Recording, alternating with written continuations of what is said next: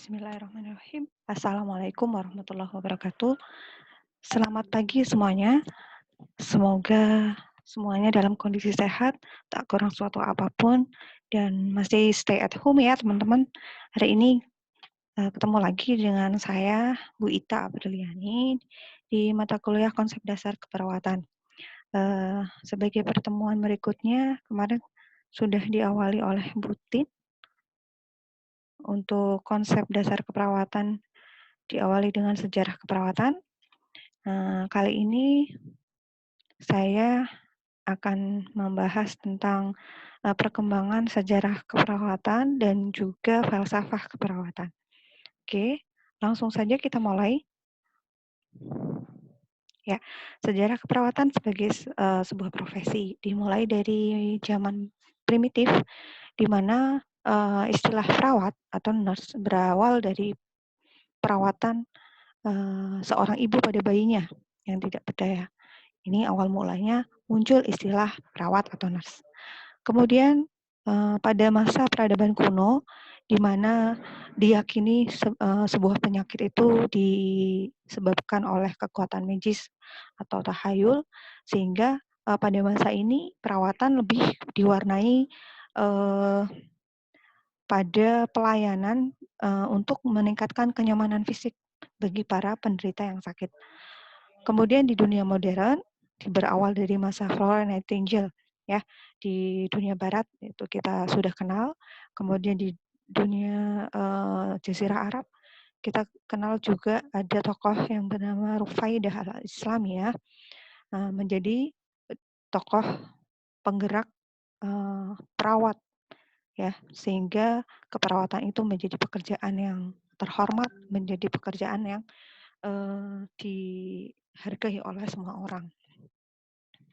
Selanjutnya, sejarah organisasi profesi perawat di dunia, dimulai dari perkumpulan kaum intelektual di Bumi Putra, ya, kalau dulu dikatakan PKVB, ya, perkumpulan kaum Verger Indonesia di awal kemerdekaan. Nah, karena banyak hal, perkumpulan ini pecah, ya, akibat penjajahan Jepang, sehingga dari PKFI ini kemudian pecah jadi beberapa perkumpulan, dan hingga pada tahun 74 mulai berdiri yang bernama Persatuan Perawat Nasional Indonesia seperti yang kita kenal sekarang ini.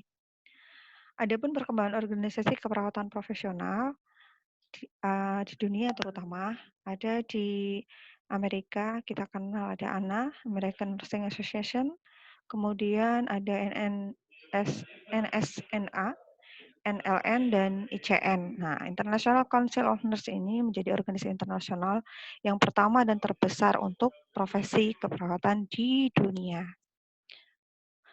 Sejarah keperawatan di Indonesia dimulai dari masa penjajahan Belanda di tahun 1799. Pada masa ini perawat kurang berkembang, ya, karena banyak hal. Karena penjajahan, sehingga banyak perawat itu tidak mendapatkan pendidikan yang maksimal. Jadi merawat pasien itu hanya berdasarkan naluri saja. Kemudian di masa Raffles sudah mulai muncul perkembangan keperawatan, karena pada masa Raffles ini ada semboyan yang dikenal masyarakat sebagai kesehatan adalah milik manusia, sehingga pada zamannya Raffles ini kesehatan masyarakat juga semakin meningkat.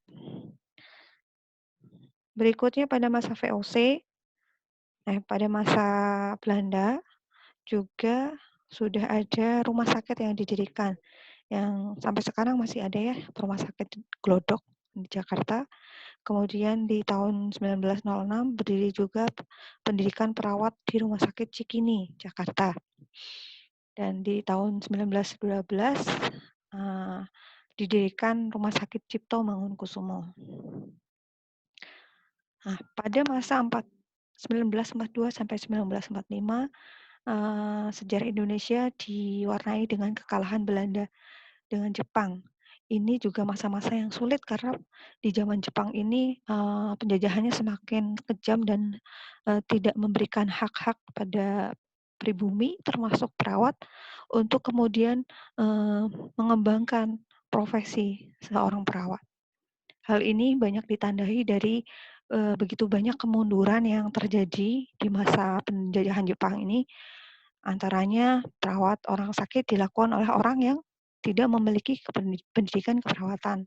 Kemudian persediaan obat serta alat-alat kesehatan juga sangat dibatasi, sehingga banyak sekali wabah dan penyakit yang merajalela dan ini menyebabkan kematian di mana-mana. Nah, pimpinan rumah sakit juga diambil alih oleh tentara Jepang.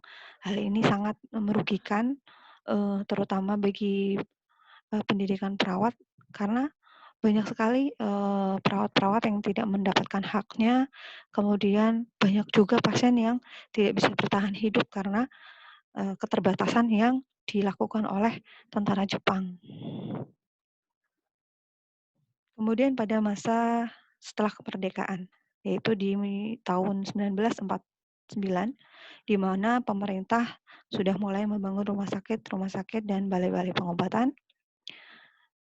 Pada tahun ini juga sekolah guru sudah mulai didirikan, baik sekolah perawat setaraf SMP dan juga setaraf SMA. Adapun sekolah profesional perawat mulai didirikan pada tahun 1962, yaitu oleh Departemen Kesehatan yang kita kenal pertama kali ya, lulus strata diploma, yaitu Akper atau Akademi Perawat. Berikutnya di tahun 1985 menjadi awal kebangkitan profesi perawat, ditandai dengan didirikannya program studi ilmu keperawatan Fakultas Indonesia ya di UI. Berikutnya sampai dengan hari ini kita sudah mengenal begitu banyak fakultas-fakultas keperawatan yang ada di seluruh Indonesia ya, diawali dari UI, Unpad, Unair, UGM dan di mana-mana. Sekarang sudah sangat banyak pilihan bagi seorang lulusan SMA untuk kemudian yang ingin menjadi seorang perawat bisa melanjutkan di tempat yang diinginkan. Untuk spesialisasi sendiri, perawat sudah banyak membuka program spesialisasi mulai dari program manajemen keperawatan hingga keperawatan jiwa. Nah, bagaimana tantangan atau perkembangan keperawatan saat ini dan yang akan datang? Pastinya seorang perawat harus memiliki tanggung jawab karena seorang perawat dituntut untuk bisa terus beradaptasi, terus meningkatkan kemampuannya baik dari sisi skill, knowledge, dan juga attitude. Ini merupakan tantangan di masa sekarang dan masa yang akan datang. Keperawatan juga dihadapkan pada berbagai masalah keperawatan, ya, baik dari sisi manajerial sampai kemudian sisi pelayanan itu sendiri membutuhkan tantangan atau kesiapan dari semua perawat yang ada. Tuntutan kebutuhan masyarakat, apalagi di zaman modern seperti sekarang ini, banyak mungkin pasien-pasien yang komplain dengan pelayanan yang mungkin tidak maksimal. Ini juga menjadi tantangan dan masalah bagi perawat di dunia sekarang. Nah, berikutnya kita akan bahas tentang falsafah dan paradigma keperawatan. Ya, falsafah, bicara falsafah dan paradigma atau sudut pandang keperawatan ini, kita pastinya tidak bisa terlepas dari jati diri seorang perawat itu sendiri. Ibaratnya sebuah tubuh di mana ada raga, di situ juga ada jiwa. Nah, bicara falsafah dan paradigma itu berkaitan dengan jiwa seorang perawat. Ya, kita awali dari pendahuluan. Mari kita cermati bersama sebait kalimat yang cukup panjang. Kalimat ini jika kita pahami, luar biasa ya maknanya. Ya, bicara perawat sebagai sebuah profesi. Perawat sebagai sebuah profesi atau suatu profesi merupakan bagian dari tim kesehatan yang harus ikut bertanggung jawab dalam membantu klien sebagai individu, keluarga, maupun sebagai masyarakat, baik dalam kondisi sehat maupun sakit. Bertujuan untuk mencapai pemenuhan kebutuhan dasar klien, mempertahankan kondisi kesehatan optimal dengan metode pendekatan ilmiah yang sistematis guna mencapai pemecahan masalah keperawatan klien. Jadi ada banyak hal yang harus kita perhatikan karena bicara perawat sebagai sebuah profesi, suatu profesi, pasti banyak sekali sisi yang harus kita pahami. Mulai bagaimana kita bertanggung jawab terhadap pasien secara individu atau pasien kaitannya dengan dia sebagai anggota keluarga, sebagai anggota masyarakat, baik dalam kondisi sehat maupun sakit. Artinya kita sebagai perawat juga harus peduli pada mereka yang belum atau jangan sampai sakit. Nah, ini wilayah kita bagaimana mensukseskan program promotif dan preventif agar masyarakat kita tidak mudah terkena sakit. Seperti sekarang ini, pastinya seorang perawat sangat dituntut untuk memberikan pencerahan pada masyarakat ya. Bagaimana untuk mencegah agar tidak terkena wabah corona seperti itu. Nah, di samping itu tadi ya, kita bekerja dengan metode yang sistematis, ilmiah ya, bisa dipertanggungjawabkan baik secara hukum dan juga secara ilmiah. Ketika kita melakukan tindakan, kita ada dasar penelitian dan juga tindakan-tindakan kita pasti sudah distandarkan dengan aturan yang ada. Nah, bicara profesionalisme perawat sebagai sebuah profesi, kita juga harus mengenal apa sih masalah klien. Nah, menyoroti masalah klien ini ada 3 sisi yang harus kita pahami dari seorang klien yang mempunyai masalah kesehatan. Yang pertama, klien yang tidak mampu. Nah, ketika klien disebut tidak mampu, ini berarti mereka membutuhkan pertolongan kita, terutama dalam pemenuhan kebutuhan fisiologisnya. Bagaimana meningkatkan dan memulihkan kemampuannya dalam memenuhi kebutuhan fisiologis, kebutuhan ketika sakitnya, ya. Kemudian klien yang tidak mau. Nah, ketika klien disebut tidak mau, itu disebabkan karena klien tidak mempunyai motivasi.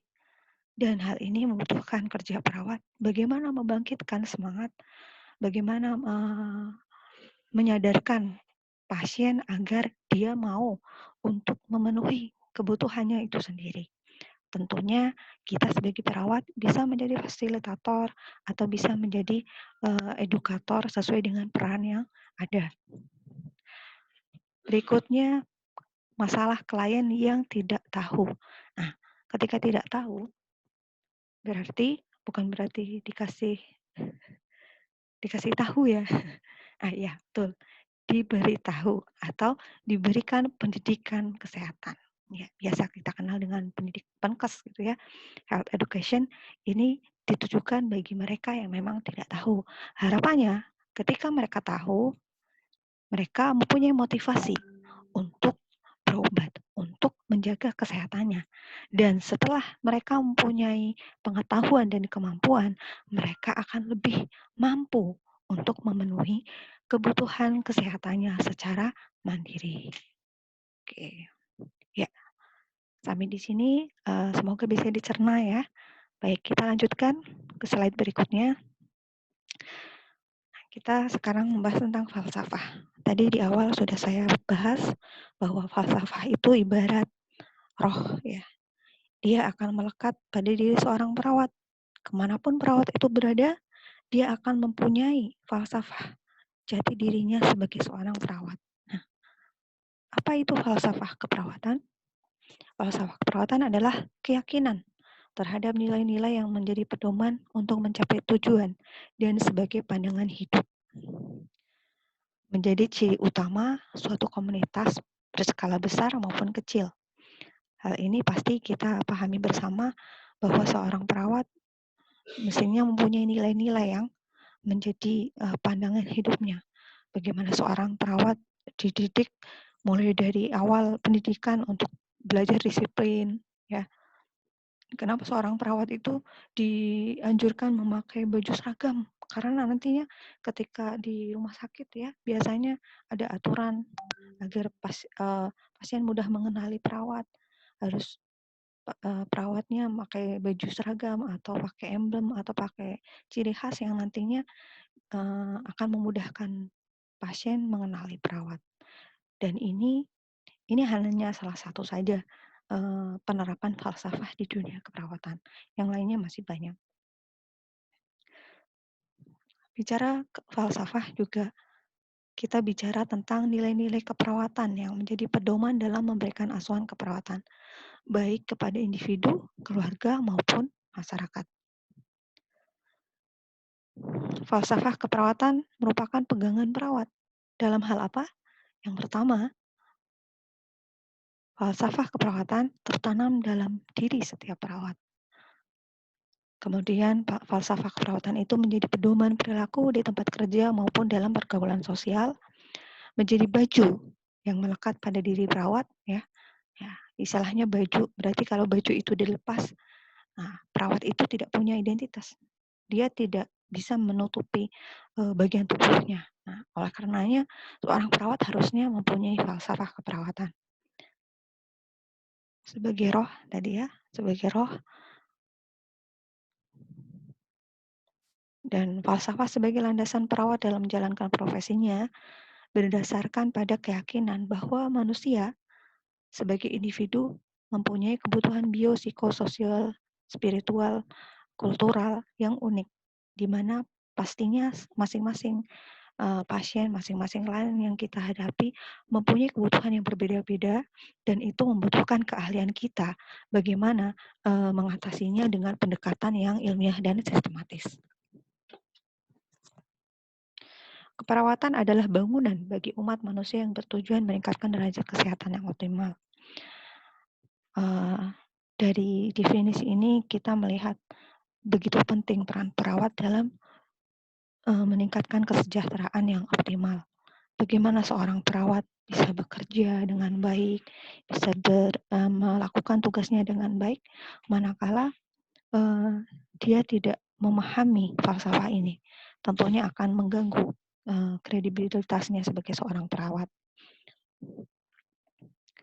Dan tujuan asuhan keperawatan sendiri dapat dicapai dengan baik melalui usaha bersama dari semua anggota tim kesehatan dan juga kerjasama dan sinergi antara perawat dan pasien atau keluarganya.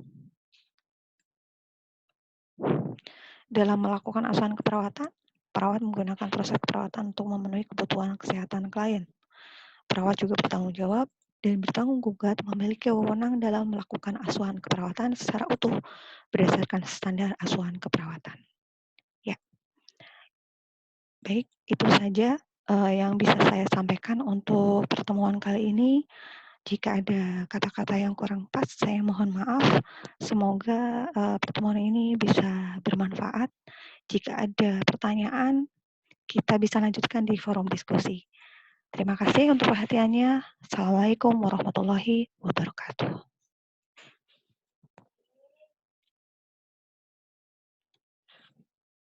Keren.